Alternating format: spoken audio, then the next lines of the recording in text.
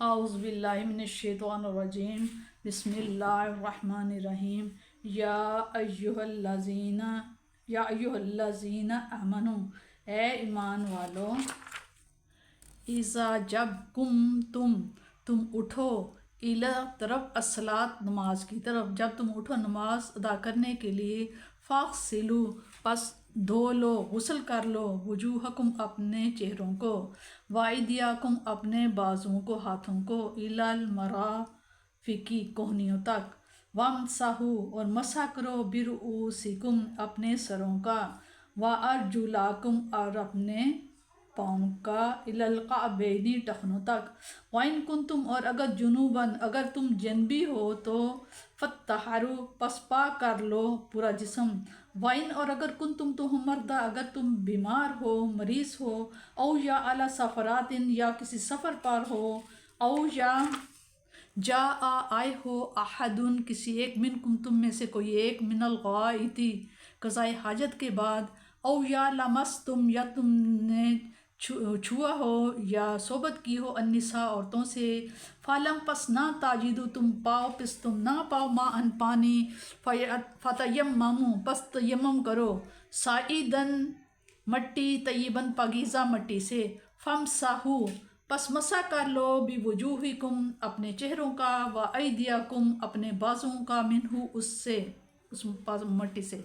ما یرید اللہ، ما نہیں، یرید چاہتا اللہ تعالیٰ، لیجعل، تاکہ بنا دے، علیکم، تم پر، من حرجن، کوئی حرج یا کوئی تنگی،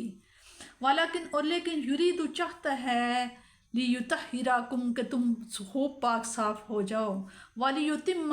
اور پوری کر دے، نعمتہ،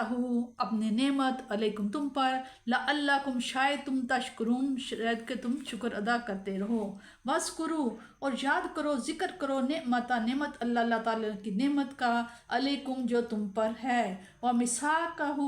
اور اس کا وعدے کو، الذی، وہ جس سے، واثقکم، جو اس نے پختہ لیا تھا، تم سے بھی، اس کے بارے میں، اس جب قلتم، جب کہا تم نے، سمعنا، ہم نے سن لیا، واطعنا، اور ہم نے مان لیا، اطاعت کر لی، واتقوا اللہ، اور اللہ سے ڈرو، ان اللہ، بے شک اللہ تعالیٰ، علیم، خوب جاننے والا ہے، بذات صدور، صدر، سینہ، ذات، سینوں کے اندر کی باتوں کو جاننے والا ہے۔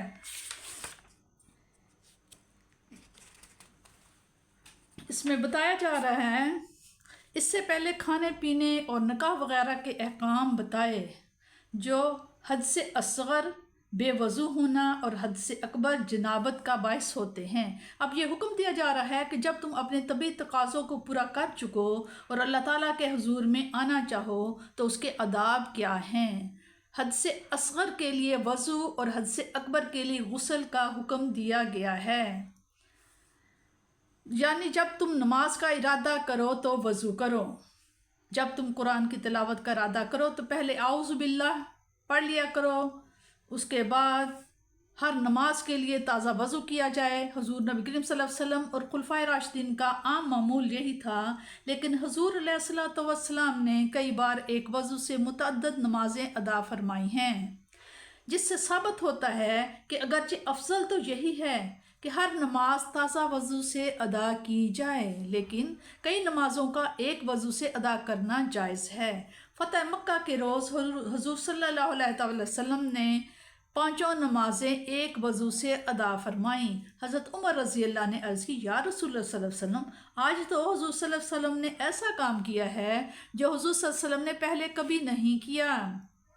اے عمر رضی اللہ، میں نے یہ کام یعنی ایک وضو سے 5 نمازیں جان بوجھ کر کیا ہے، تاکہ امت کو یہ مسئلہ معلوم ہو جائے کہ ایک وضو سے متعدد نمازیں پڑھنا درست ہے۔ وضو کے فرائض 4 ہیں جو اس آیات میں مذکور ہیں: منہ کا دھونا، نمبر 2 ہاتھوں کا کوہنیوں سمیت دھونا، نمبر 3 سر کا مسح کرنا، نمبر 4 اور ٹخنوں تک پاؤں کا دھونا۔ اس کے علاوہ وضو سے پہلے نیت کرنا، بسم اللہ پڑھنا، پہلے ہاتھ صاف کرنا، کلی کرنا، مسواک کرنا، ناک میں پانی ڈال کر صاف کرنا، مسح کے علاوہ ہر کام کو 3 مرتبہ کرنا، دائیں ہاتھ سے شروع کرنا، کان کا مسح کرنا، یہ سب اعمال حضور کریم صلی اللہ تعالیٰ علیہ وسلم کے معمول سے ثابت ہیں۔ फुक़हा ने इनसे बाज़ को सुन्नत और बाज़ को मुस्तहब फरमाया है। हुज़ूर अलैहिस्सलातु वस्सलाम के वज़ू की कैफियत अक्सर सहाबा कराम से मरवी है। यहाँ वो तफसील जो हज़रत सैयदना अली करमुल्लाह वजहू ने बयान की है। हज़रत अली करमुल्लाह वजहू को वज़ू करते देखा। आपने पहले अपने हाथों को खूब पाक साफ़ किया, फिर 3 मरतबा कुली की, फिर 3 मरतबा नाक में पानी डाला, फिर 3 मरतबा चेहरा मुबारक धोया, फिर बाजुओं को 3 मरतबा धोया, फिर 1 मरतबा सर का मसा किया, फिर टखनों तक पाँव धोए और उसके बाद फरमाया कि मैं चाहता हूँ कि तुम्हें दिखाऊं कि हुज़ूर सल्लल्लाहु अलैहि वसल्लम के वज़ू का क्या तरीका है। हाथों को कोहनियों के समेत धोना, और हुज़ूर सल्लल्लाहु अलैहि वसल्लम जब वज़ू फरमाते तो कोहनियों को भी धोते।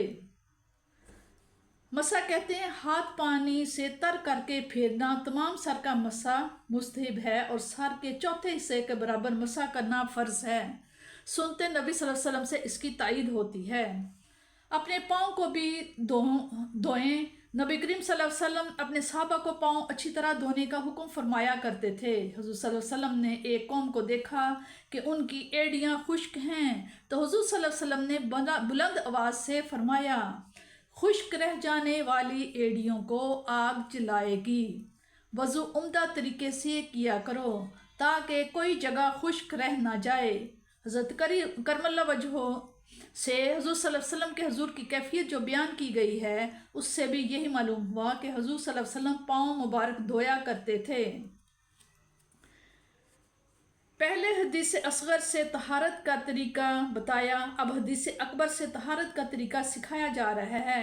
यानी जब इंसान जनबी हो जाए तो उस वक्त गुस्ल करे। हदीस असगर वज़ू टूटने के लिए गुस्ल फ़र्ज नहीं किया क्योंकि उसका वकू आम है और उसमें दुश्वारी है। जनाबत जो कभी कभी लाहक होती है उसके लिए गुस्ल का फ़र्ज फरमाया क्योंकि ज़ाहरी सफाई और असाब की अफसरदगी और तबीयत की दरमांदगी का इससे बेहतर और आसान कोई इलाज नहीं। इस पर भी पानी ना मिले या पानी के इस्तेमाल से बीमारी के बढ़ने का ख़दशा हो तो तयम्मुम करने की इजाज़त मरहमत फरमाई। अल्लाह ताला ने अपने नातमाम बंदों के लिए रआयत आसानी पर आसानी को हर हुक्म में पेश नज़र रखा है। इशारा फरमा दिया कि वज़ू और गुस्ल व तयम्मुम से मकसूद तुम्हारी पाकीज़गी और तहारत है। हर मुसलमान जब दीन इस्लाम को कबूल करता है तो वो पहले इकरार करता है कि मैं अल्लाह ताला और उसके रसूल सल्लल्लाहु अलैहि वसल्लम के हर हुक्म की तामील करूँगा और इस्लाम की सरबुलंदी के लिए किसी जानी और माली कुर्बानी से दरेग ना करूँगा।